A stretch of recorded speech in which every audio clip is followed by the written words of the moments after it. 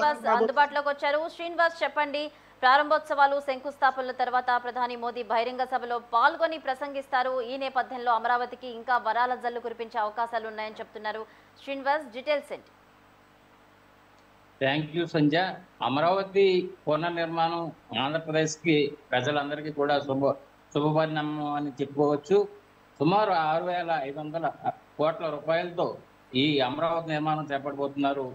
అందులో ఈరోజు ప్రధానమంత్రి చేతుల మీదుగా పునఃప్రారంభం జరగడానికి కొన్ని గంటలే సమయం ఉంది. మనకి చాలా ఆనందకరంగా ఆంధ్రప్రదేశ్ ప్రజలందరూ ఉన్నారు.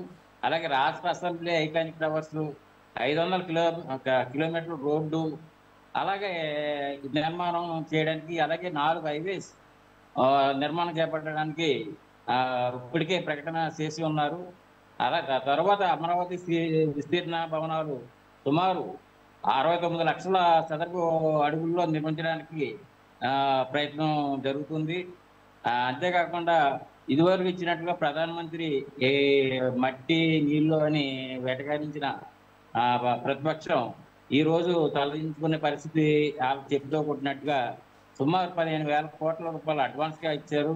అలాగే ఇతర ప్రపంచ బ్యాంకు, ఇతర బ్యాంకులు కలిపి సుమారు 25,000 కోట్ల రూపాయలు రుణంగా ఇవ్వడానికి సిద్ధంగా ఉన్నారు అని చెప్పడానికి సంతోషించవచ్చు.